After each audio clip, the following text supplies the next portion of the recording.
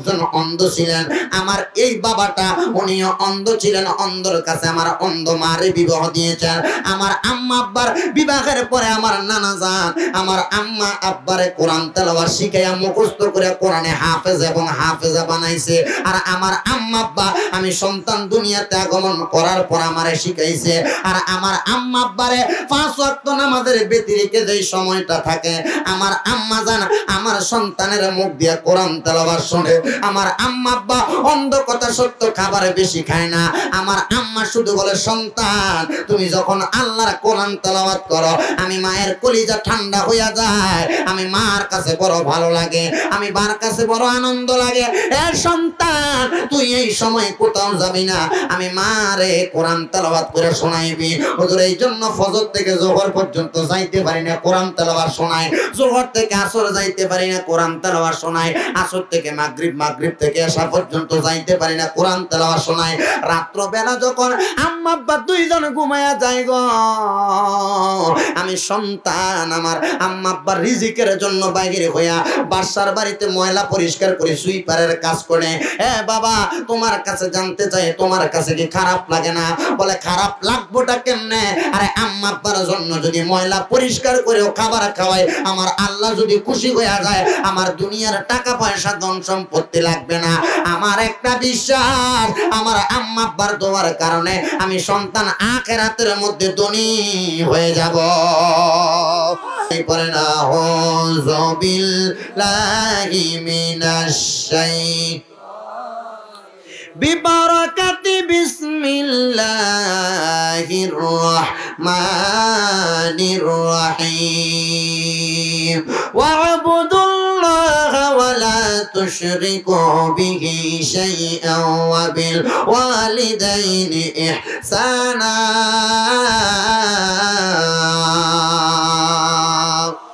আল্লাহ কোরআনুল কারীমের মধ্যে বলেন ওয়া'বুদুল্লাহ, এবং তোমরা আল্লাহর ইবাদত করো, ওয়ালা তুশরিকু বিহি শাইআ, এবং কোন কিছুর মধ্যে আল্লাহর সঙ্গে শিরিক করবে না। ওয়া বিল ওয়ালিদাইনি ইহসানা, এবং তোমরা তোমাদের মা বাবার প্রতি ইহসান করো, মা বাবার প্রতি সদাচরণ করো, মা বাবার প্রতি উত্তম আচরণ করো। আল্লাহর কোরআন বলে মা বাবার প্রতি ইহসান করার জন্য। হে আমার রানিকারা, আদর্শ গ্রামের ভাই বাবারা, মা বোনেরা, আপনাদের যাদের সন্তান রয়েছে, আপনারা যদি আপনার সন্তান থেকে ইহসান চান, আপনারা যদি আপনাদের সন্তানের কাছ থেকে ভালো ব্যবহার চান, আপনারা যদি আপনাদের সন্তানের কাছ থেকে বুড়া বয়সে খেদমত চান, তাইলে আপনাকে এমনি দুনিয়াতে চললে হবে না। আপনার সন্তানকে খেদমত করানেওয়ালা সন্তান বানানো লাগবে। হুজুর কেমনে খেদমত করানেওয়ালা সন্তান বানানো লাগবে? আপনি যদি আপনার সন্তানকে সুশিক্ষায় শিক্ষিত না করেন, আপনার সন্তান আপনাকে খেদমত করবে না। কারণ আপনার সন্তান যদি উচ্চ শিক্ষায় শিক্ষিত হয়, আপনার সন্তান আপনি বুড়া হওয়ার পর ঘরে প্রস্রাব পায়খানা করবেন, আপনার সন্তান আপনাকে দিয়ে আসবে বৃদ্ধাশ্রমের মধ্যে। কিন্তু যদি আপনি আপনার সন্তানকে উচ্চ শিক্ষায় শিক্ষিত না করে সুশিক্ষায় শিক্ষিত করেন, আপনার সন্তানটা যত বুড়া হন না কেন, যত মুরব্বী হন না কেন, আপনি মাকে, আপনি বাবাকে সন্তানটা কোনোদিন পালাইয়া দিবে না। আপনি মা এবং বাবাকে আপনার সন্তানটা সুন্দরভাবে মুরব্বী বয়সে খেদমত করবে। মনোযোগ দিবেন বন্ধু আমার। এই জন্য আমি আপনাদের সবার কাছে বলবো, যদি আপনি মুরব্বী বয়সে আপনার সন্তানের খেদমত চান, সন্তান আপনাকে খেদমত করুক চান, তাইলে আপনাকে একটা কাজ করা লাগবে। আপনি আপনার সন্তানটাকে এমন ভাবে তৈরি করতে হবে যেন সন্তানটা আপনার বুড়া বয়সে, মুরব্বী বয়সে আপনার বেশি বেশি খেদমত করে।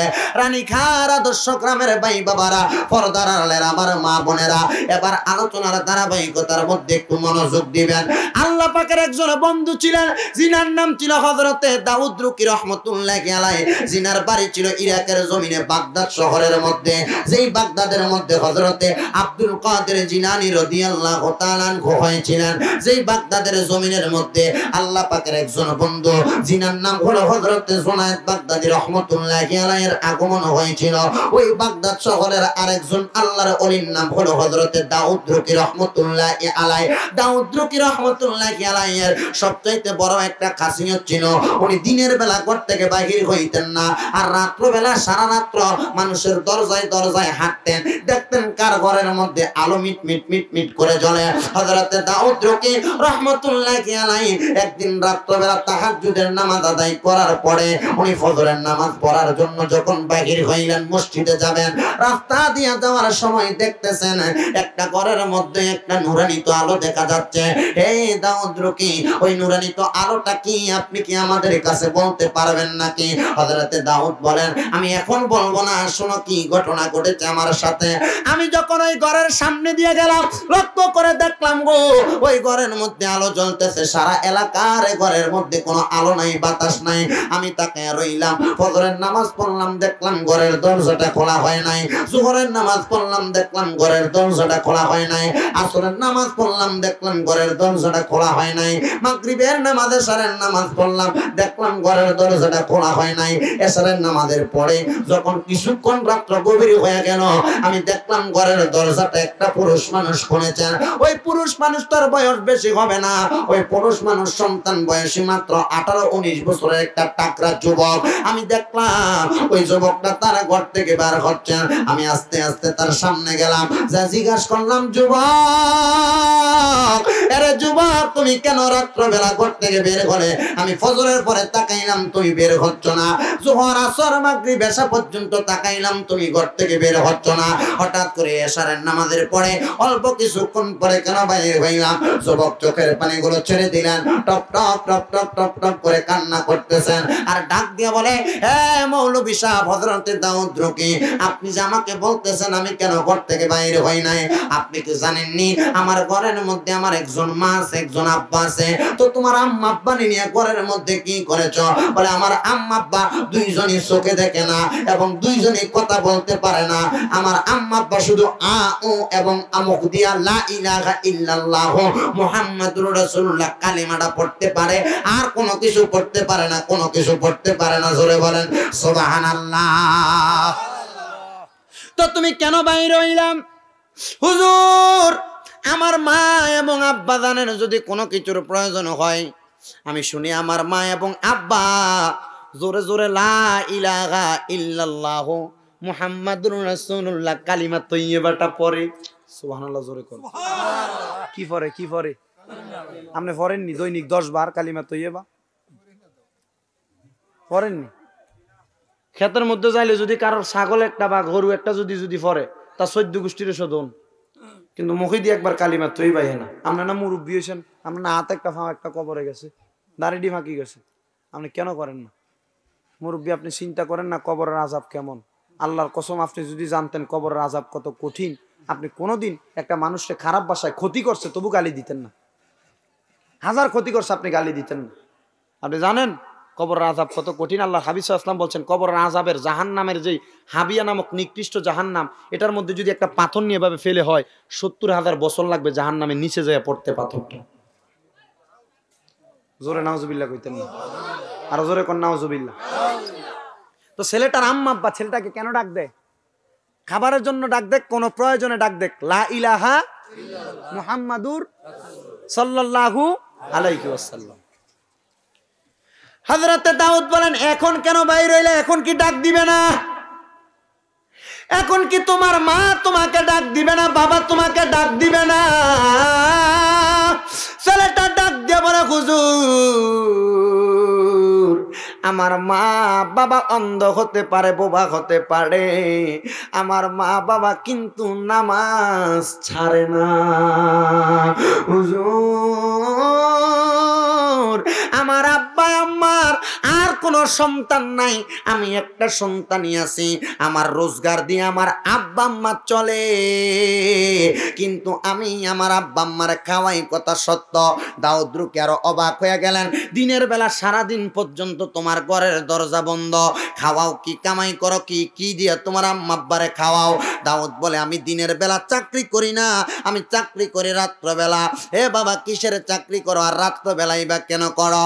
এবার দাউদ বলে, ফজরের নামাজের পরে আমার আম্মা ফজরের নামাজ পড়ে। আরে ফজরের আগেও তাহাজ্জুদের নামাজের সময়ও আমার আম্মা তাহাজ্জুদের নামাজ পড়ে। হুজুর, আমার আম্মা যখন তাহাজ্জুদের নামাজ আদায় করে, আব্বা যখন তাহাজ্জুদের নামাজ আদায় করে, আমি সন্তান নিজে নিজে ওযু বানায়া দেই। আম্মা আব্বা ওযু করে, আমি জঙ্গল থেকে পানি আই না, আমি যখন নদী থেকে পানি আই না দেই, আমার আম্মা আব্বা ওযু করে। হুজুর, ফজরের নামাজের পর থেকে আমার আম্মা আব্বা নামাজের মুসলা থেকে ওঠে না, দুপুরের খাবার জোহরের নামাজের পড়ার পরে আমি খাওয়াইয়া দেই। আসর পর্যন্ত আমার আম্মা আব্বা বিছানায় বসে থাকে, কোনো ঘুমায় না, আমি তাদেরকে যত্ন করি, আসরের নামাজ পড়াই। মাগরিব পর্যন্ত আমার আম্মা আব্বা বিছানায় বসে থাকে, ওঠে না, আমি আমার আম্মা আব্বারে মাগরিব পড়াই। এশার থেকে এশার পর্যন্ত আমার আম্মা আব্বা বিছানা থেকে ওঠে না, আম্মা আব্বা নামাজ আদায় করে। এশারের নামাজ পড়ার পরে রাত্রে খাবারটা খাওয়াই। আমি আমার আম্মা আব্বারে সামান্য সময়ের জন্য ঘুম নেয়। আর আমি রাত্রবেলা এই বাগদাদের একজন বাদশার বাড়িতে কাজ করি। কিসের কাজ জানেননি? সুইপারের কাজ, মানে রাস্তা পরিষ্কার করার, বাড়িঘর পরিষ্কার করার কাজ করে। আমি রাত্রবেলা বাদশার বাড়িতে যাই, আমি যাইয়া তার পুরাটা বাড়ি পরিষ্কার করি। হুজুর, শুধু বাড়ি পরিষ্কার করি না, বাদশার বাড়ির পায়খানার যত মলমূত্র রয়েছে আমি এই আল্লাহর বান্দা এটাও পরিষ্কার করি। এ যুবক, তুমি চাইলে তো অন্য কোনো কাজ করতে পারো। ডাক দিয়া কয়, না রে না, আমি অন্য কোনো কাজ করতে পারবো না। বলে কেন? বলে অন্য কোনো কাজ তো এই টাইমে পাওয়া যাবে না। তোমার কাছে কি খারাপ লাগে না? তুমি কেন পায়খানার গুলা পায়খানার ময়লা গুলা হাত দাও? বলে আমার কাছে কোনো ময়লা মনে হয় না। আরে হাজার ময়লা হইলেও আমি যদি আমার আম্মা আব্বার খেদমত করি, এই ময়লা আমার কাছে বেশি না, আমার আম্মা আব্বা আমার কাছে বড় বেশি। হুজুর, আপনি আমার জন্য দোয়া করেন, আমি যেন আল্লাহ পাকের কাছে খুশি করতে পারি, আল্লাহকে রাজি করতে পারি, আমার আল্লাহকে। হুজুর বলে, হ্যাঁ, তুমি তোমার আম্মা আব্বারে খুশি করতে পারবা। হুজুর, কেমনে? বলে আল্লাহর নবী তিরমিজি শরীফের হাদিসের মধ্যে বলেন, রিদার রব্বি ফি রিদাল ওয়ালিদি, মা বাবার সন্তুষ্টিতে আমার আল্লাহ সন্তুষ্টি। সাকাতুর রব্বি ফি সাকাতিল ওয়ালিদি, আমার আল্লাহ অসন্তুষ্টি হয় মা বাবার সন্তুষ্টিতে। যুবক, তুমি তো তোমার আম্মা আব্বার মনে কষ্ট দেও নাই। আম্মা আব্বারে খুশি রাখার জন্য তুমি সারাটা দিন পর্যন্ত তোমার আম্মা আব্বার খেদমত করো। যুবক, বাগদাদ শহরে তোমার বাড়ি, তুমি যে বলেছ আম্মা আব্বার খেদমত করো, তুমি নামাজ পড়ো কোন সময়? যুবক কয়, আমার আব্বা যখন নামাজে দাঁড়ায়, হুজুর, আমার আব্বা অন্ত চোখে দেখে না, আমার আব্বা আম্মা দুইজন, আমি ছেলের সামনে নামাজ পড়াই, আমার আম্মা আব্বা দুইজন আমার পিছনে নামাজ পড়ে।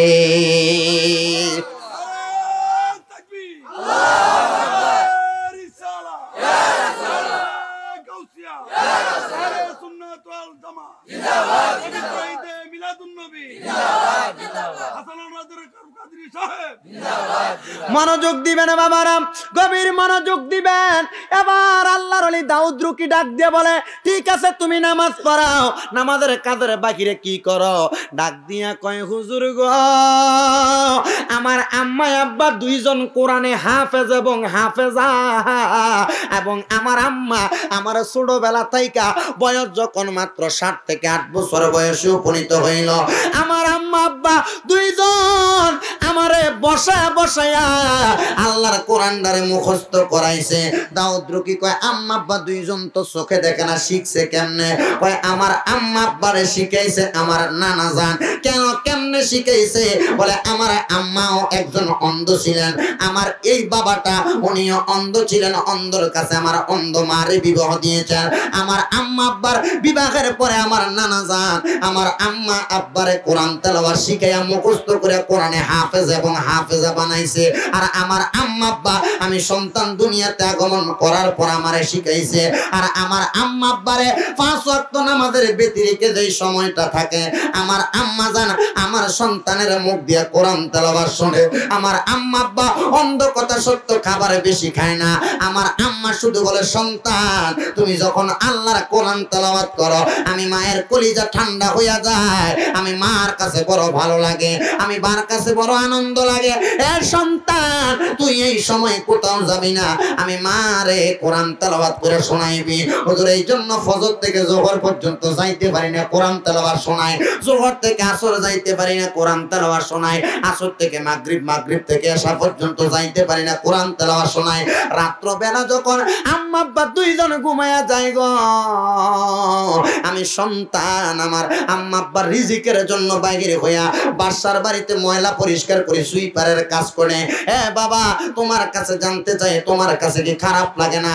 বলে খারাপ লাগবোটা কেমনে?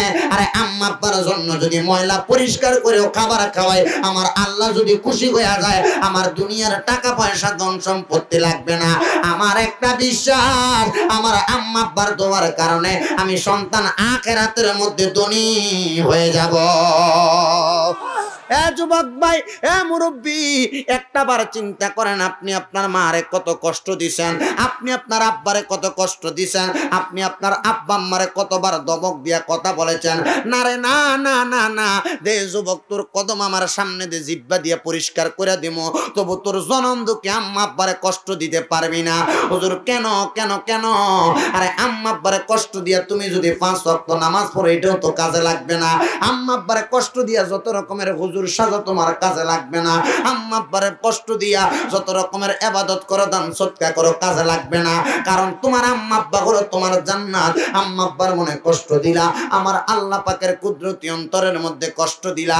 এই জন্য একটা কথা অন্তরে রাখা লাগবে, আম্মা আব্বাকে খুশি করতে পারলে আমার আল্লাহ খুশি, আমার রাসূল খুশি।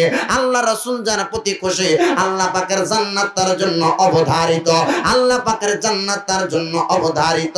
এই জন্য কোনদিন মা বাবার মনে কষ্ট দেওয়া যাবে না। বর্তমান সমাজে দেখা যায় অনেক যুবকেরা তাদের নিজেদের রাস্তা থেকে সরে গিয়ে আম্মা আব্বার সঙ্গে খারাপ আচরণ, আম্মা আব্বাকে খাবার দেয় না। অথবা অনেক যুবক ছেলেরা রয়েছেন স্ত্রীর মায়া পরে আম্মা আব্বারা জুদা করে দেন। ভাই 3 জন 3 ভাইয়ের করে 3 বেলা মারে ভাগ করে করে খাবার দেন। কদম ধরি রে যুবক ভাই, আম্মা আব্বা যদি বেঁচে থাকে, যদি 3 ভাইয়ের করে ভাগ করে করে খাওয়াও না রে না, শুটকি দিয়া খাওয়ার বালা জিনিস দিয়া খাও, আম্মা আব্বারা জুদা কইরো না।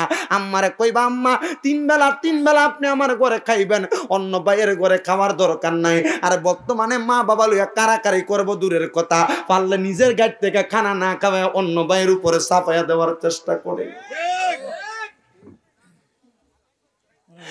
ভাই আম্মা আব্বা তো তোমার এমন ফালাইন না জিনিস না, কেন আম্মা আব্বার খাবার নিয়ে ভাগাভাগি করা লাগবে? 3 ভাই তো মা বাপ রে টানাটানি করার কথা। তুমি আমার মা, তুমি আমার বাবা, আমার ঘরে খাইবা, এগুলা কেন নাই? কারণ আপনার মধ্যে সামাজিকতা নাই, আপনার মধ্যে নৈতিকতা নাই, আপনার মধ্যে সুশিক্ষা নাই। 3টা জিনিস নাই বিদায় আপনার পরিবারের মধ্যে, সংসারের মধ্যে এমন ঝামেলা লাইগা থাকে। আপনার মধ্যে যদি সামাজিকতা থাকতো, তাইলে কোনোদিন আপনি আপনার মারে আলাদা করতেন না, জুদা করতেন না। আপনার মধ্যে যদি নৈতিকতা থাকতো, তাহলে আপনার এই নীতিটা কোনোদিন আপনার আম্মা আব্বার ভাগ করে খাবানের পক্ষে থাকতো না। আপনার মধ্যে যদি মানবিকতা থাকতো, আম্মা আব্বারে কোনোদিন বেড়ার ঘরে, টিনের ঘরে রাইখা আপনি নিজে বিল্ডিং ঘরে ঘুমাইতেন না। যুবক চিন্তা করো রে, এই জন্য তোমাকে 3টা জিনিস লাগবে, একটা সামাজিকতা, একটা নৈতিকতা, আর একটা মানবিকতা। এই 3টা জিনিস থাকলে তুমি হবে সাচ্চা পাক্কা মুসলমান। আল্লাহর হাবিব সাল্লাল্লাহু আলাইহি ওয়াসাল্লাম বলতেছেন, শোনো, তিরমিজি শরীফের 2য় খণ্ডের হাদিস, নবী আমার বলতেছেন, আন আনাস রাদিয়াল্লাহু তাআলা আনহু قال رسولي قال سمعت رسول الله صلى الله عليه وسلم يقول ان من اشراط الساعات, কিয়ামত হওয়ার আগে এমন কিছু আলামত তোমরা দেখতে পাবে। আমি নবী বলতেছি, ইয়া রাসূলুল্লাহ, ইয়া হাবিবাল্লাহ, কিয়ামতের আলামতগুলো কি আপনি বলেন?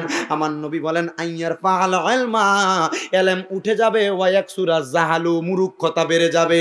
ইলম উঠে যাবে বলতে কি বোঝায় শোনেন, ইলম উঠে যাবে বলতে মূর্খরা সমাজ পরিচালনা করবে, মূর্খরা আম্মা আব্বারে কষ্ট দিবে, মূর্খরা সমাজের মধ্যে বিভ্রান্ত সৃষ্টি করবে। আবার এমন কিছু সুশিক্ষিত নয়, উচ্চ শিক্ষিত ব্যক্তি আম্মা আব্বারে বৃদ্ধাশ্রমে দিবে। হাদিস এটা প্রমাণ করে না উচ্চ শিক্ষিত শিক্ষায় শিক্ষিত হওয়া যাবে না, আপনাকে শিক্ষিত হতে হবে সুশিক্ষায়। কথা বোঝেন নাই? উচ্চ শিক্ষায় শিক্ষিত হলে আপনি আপনার মা বাবার বৃদ্ধাশ্রমে রাখবেন, আর সুশিক্ষায় শিক্ষিত হলে আপনি আপনার মা বাবাকে আপনার ঘরে রাখবেন। নবী বলেন, আইয়ার ফাল ইলম, ইলম উঠে যাবে, শিক্ষা উঠে যাবে।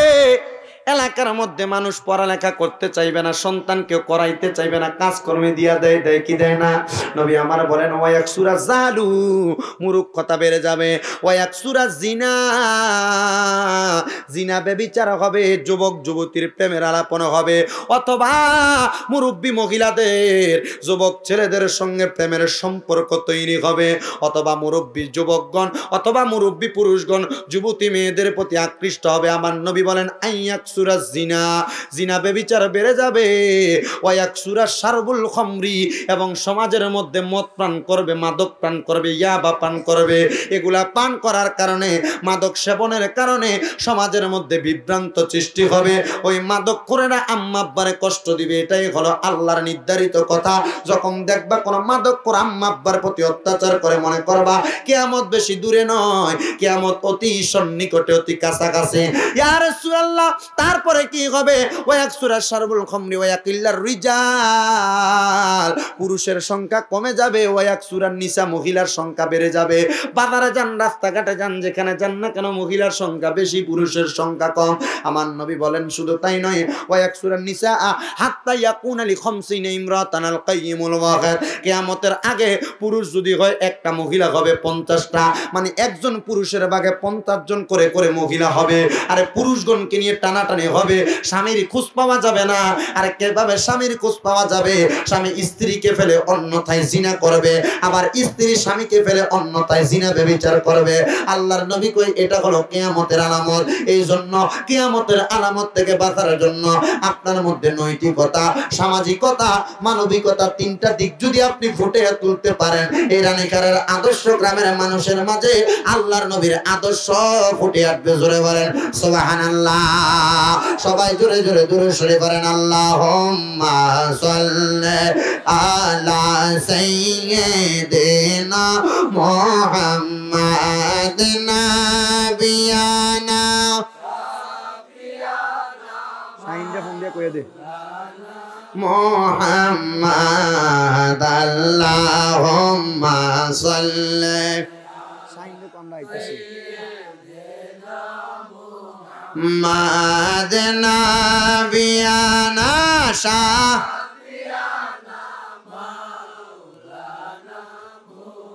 ও বন্ধুরে, এবার আসেন নৈতিকতার বিষয়ে। নবী আমার আরেকটা হাদিস বলতেছেন কিয়ামতের আলামতের ব্যাপারে। ইয়া রাসূলুল্লাহ, ইয়া হাবিবাল্লাহ, হাদিসটা কি আপনার কাছে জানতে চাই।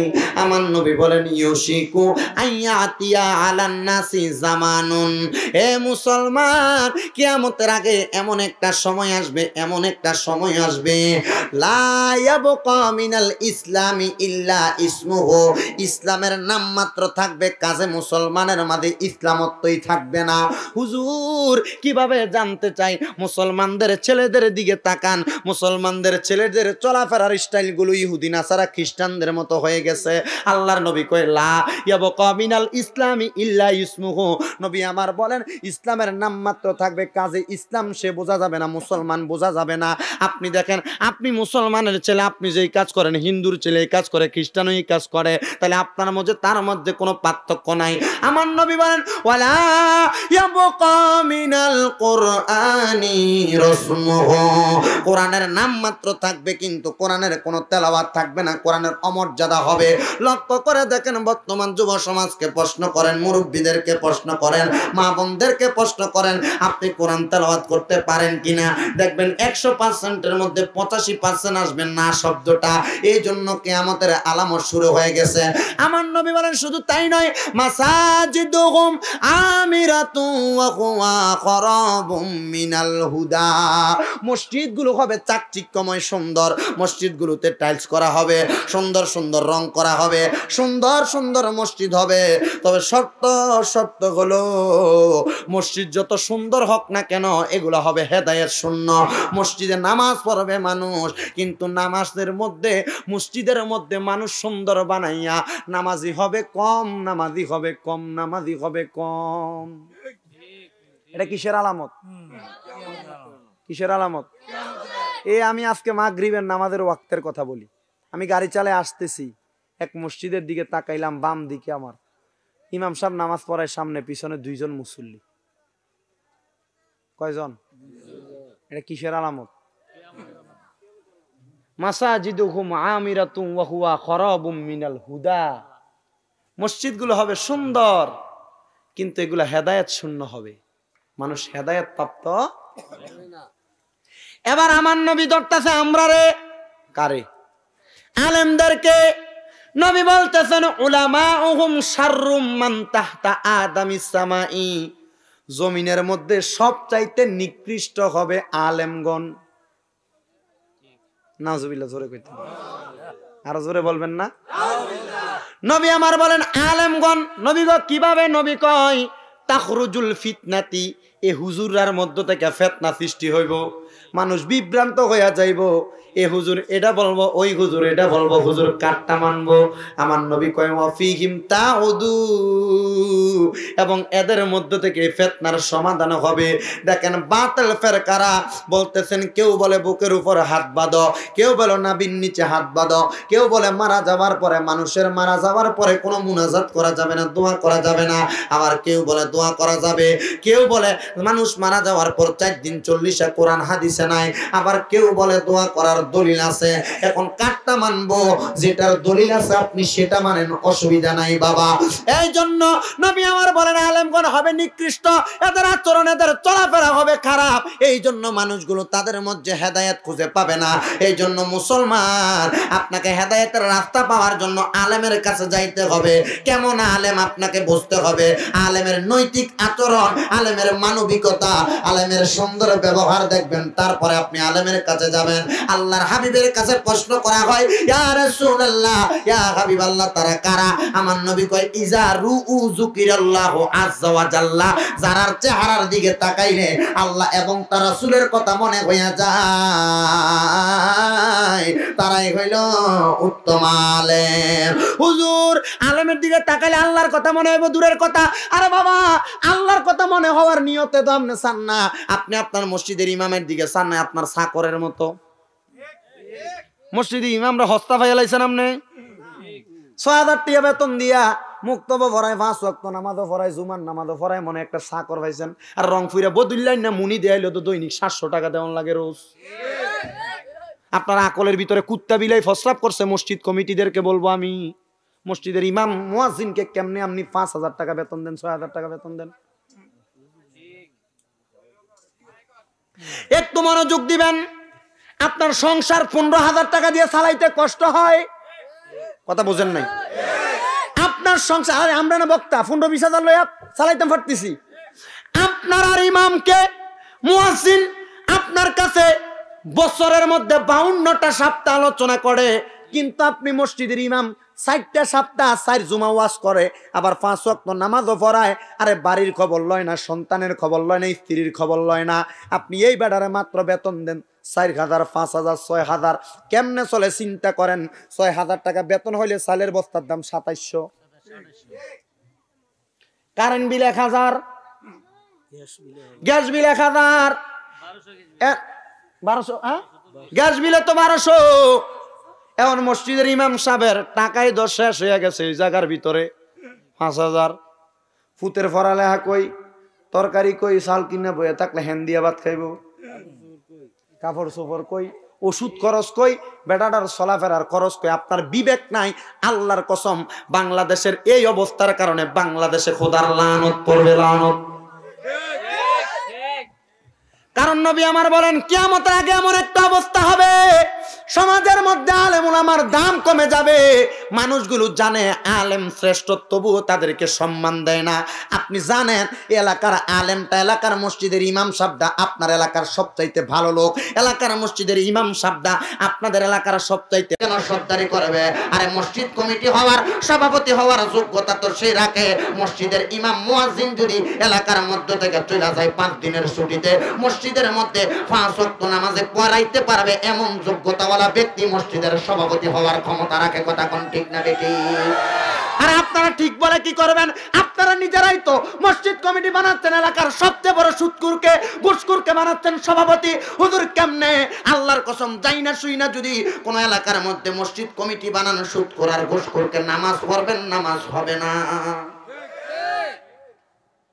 আর আমার কাছে একটা প্রশ্ন, বড় কষ্ট লাগে। ওই সুদখোর ব্যক্তি তোর বিবেকে কেমনে দেয়? তোরা করে কুত্তা প্রস্রাব করছে বেটা। সুদ খাওয়ার পর কি লাগে মসজিদের কমিটি হইতে যাস? ঘুষ খাওয়ার পর কেন মসজিদের সভাপতি হইতে যাস? দাড়ি ক্লিন শেভ কইরা তুই মসজিদের সভাপতি হইতে যাস? তোর কি বিবেকে দেয় না, তোর আকলে দেয় না কেমনে মসজিদ কমিটির সভাপতি হইতে তুই যাস বেটা? আল্লাহ পাকের নবী কই এটা হলো কিয়ামতের আলামত। আইয়ার ফালা ইলম উলেম উঠে যাবে। মাত্র এলেম ছাড়া ব্যক্তি, শিক্ষার জ্ঞান ছাড়া, সুশিক্ষার জ্ঞান ছাড়া ব্যক্তি সভাপতি আর সেক্রেটারি হবে মসজিদের। হয় কি হয় না? আমার রামনার দুয়ার বরকত আর কি। একটা কথা মনে রাখবেন, এটা কিয়ামতের আলামত। কিসের আলামত? আরো জোরে, কিসের আলামত? আমার নবী ডাক দিয়া কয়, উম্মত আমার একটা কথা শুনে রাখবা, দুনিয়াতে সুসমাজ প্রতিষ্ঠা করার লগ্নে যদি কোনো মানুষ দেখো টাকার প্রভাবের কারণে, পয়সার প্রভাবের কারণে, ক্ষমতার প্রভাবের কারণে এলাকার মধ্যে কোনো নেতা নির্বাচন করে, এলাকার মধ্যে কোনো প্রতিনিধি নির্বাচন করে, মনে করবা তাদের প্রতি গজব অতি কাছাকাছি, বেশি দূরে নাই গজব আসতে তারার প্রতি। তার টাকা আছে তে মোড়া, আমি নিয়ে তার সময় ক্ষমতার আসি না বললাম, বেটা তোর আমি টাকা পয়সার প্রস্তাব করি আমি বেটা, কত কামাই করস? নেতা তোর এটি হালাল না হারাম? আমরার দিকে তাকা বেটা, কত কামাই করস? দোয়া করেন আমার মসজিদ কমিটির লেগা, হেতারা খুব ভালো আছে। আমি চাকরি যেদিন লইছি সেদিন কয়ে দিছি যে আমারে পিছন থেকে ডাক দিবেন, আমি আপনার দিকে সামু চাই, আপনার কাছে আমি আর আইতাম না, কারণ আমি আপনার কাছে যাই না বেটা। না কথা থাকলে আমার কাছে যাই কইবেন হুজুর আসসালামু আলাইকুম, এরপরে কথা কইবেন, আর নাইলে আপনার জমা দিয়ে কথা কই না বেটা আমি না। হেতারা রাজি, তারা ভালো মানুষ, তারা রাজি। অন আমার মসজিদে যে সভাপতি আছে হেবেটা ওই দূরতে আসসালামু আলাইকুম আব্বা, জীবন আমি এবার আব্বা ডাক দিলে আমি এবার আমারে কয় উল্টে ঘুরেয়া, হ্যাঁ আমনেন আমার আব্বা, ঘুরে উল্টে কম লাগে। আসলে আমি হেতারা কইছি না, আমারে কইতেও বেটা নিজে বলে। কেন জানেন? এখনো পর্যন্ত মসজিদের সামনের চৌমুনি আছে, 1 মিনিট দাঁড়ায় কারোর সাথে একটা কথা বলি নাই। কেন? অহংকার। আল্লাহর কসম কোনো অহংকার নাই, কোনো তাকাব্বুরি নাই। তাহার মাস্টার সাহেব জিজ্ঞাসা করেন, যতবার ফোন দিছে একবার ভাব দেখে কথা বলি নাই। কেন জানেননি? কেন? এটা আমার অহংকার আর তাকাব্বুরি দেখানোর জন্য নয়, তাদের সঙ্গে সুব্যবহার। কারণ আমি যদি ইমাম সাহেব হইয়া এলাকার দোয়ানের ভিতরে বইয়া চা খাই আর ফাঁড়ের উপরে ফাতিলে কই, হ্যাঁ ঠিক আছে তো, হ্যাঁ আজকে অমুকের মেয়ের বিয়ে না, তা আমার এবারটা সম্মান দিব কেমনে? কথা কথা কথা আমি ইমাম হইয়া যদি দোয়ানে বইয়া চা খাই আমার সম্মান দিব, ইজ্জত দিব? চা খাইতে মন চাইছে ফোলা ফাইন দিয়ে আনাম, আর অনকালের ফোলা নেই কি আর হারা দিব? হারা দিলে ইমাম সাহেব এদিকে আস না রে, একটা সাইন হুজুর আমার ডাহে ভাই, ইমাম সাহেব পড়ে যা বিপদে। এটা আল্লাহ পাকের রহমত না গজব আমার বুঝতে খুব কষ্ট হইতেছে। আল্লাহ আমাদেরকে হেফাজত করুন। আমিনের আওয়াজ বাড়ির যে কইয়ে আরো বলে বলেন আমিন। সবাই দরুদ শরীফ পড়েন, আল্লাহুম্মা সাল্লি আলা মুহাম্মাদ ওয়া আলা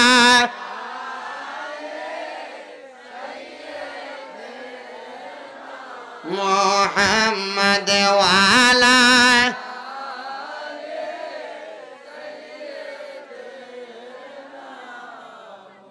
ওই ছেলেটা তার মা বাবার খেদমত করে, বাচ্চার বাড়িতে সুইপারের কাজ কইরা। কিসের কাজ? বুঝলে গেছুন গিয়া? সুইপারের কাজ করে আম্মা আব্বার খেদমত করে। ছেলেটা হযরতে দাউদের রাস্তার ভিতরে পাইয়া ডাক দিয়া কয়, ওগো দাউদ, আপনার কাছে আমি একটা কথা বলতে চাই। দাউদ গো, আমার জীবনে বড় শখ, আমি একবার আল্লাহর মক্কা মদিনা যাইতাম, আমার আল্লাহর কাবা তাওয়াফ করতাম, আমার নবীর মদিনা শরীফ জিয়ারত করতাম। আমি তো যাইতে পারি না, কারণ আমার মা বাবা ঘরে আছে। আল্লাহর ওলি দাউদ ডাক দিয়া কয়, আরে বোকা, এ পাগল, তুই মক্কা মদিনা যাবি কি লাগা? তোর মক্কা মদিনা তো তোর ঘরের মধ্যে আছে। আবু দাউদ শরীফের বাবুল মিন রিয়াজিল রান্নার কিবলাতাইনের অধ্যায়ের মধ্যে নবী আমার বলতেছেন, আরে আম্মা আব্বা কেমনে কিবলা জানোনি? আম্মা আব্বা কেমনে মক্কা মদিনা জানোনি? আমার নবী ডাক দিয়া কয়, জান্নাতের চৌকাঠে নারে তাকবীর, নারে রিসালাত, নারে গাউসিয়া, আলে সুন্নাত ওয়াল জামাত, হযরত মাওলানা কারি হাফেজ আমির হোসেন রায়পুরি সাহেব, জোরে বলেন মারহাবা। এই মাহফিলের পক্ষ থেকে, এই মাহফিলের পক্ষ থেকে জোরে বলেন মারহাবা। আমরা দেখতে পাচ্ছি আজকের এই রানীখার আদর্শ গ্রামের ওয়াজুদার মাহফিলের সম্মানিত প্রধান বক্তা, আন্তর্জাতিক খ্যাতি সম্পূর্ণ আশিকে রাসূল মুজাহিদ আহলে সুন্নাত হযরত মাওলানা কারি হাফেজ আমির হোসেন রায়পুরি মাদ্দাজিল্লাহুল আলী বারাকাল্লাহু ফি হায়াতি। আল্লাহ হুজুরের হায়াতের মধ্যে বরকত দান করুন, জোরে পড়েন আমিন। আরো জোরে পড়েন আমিন। হুজুর কোনায় আনেন, আমি দাঁড়াই বসবো।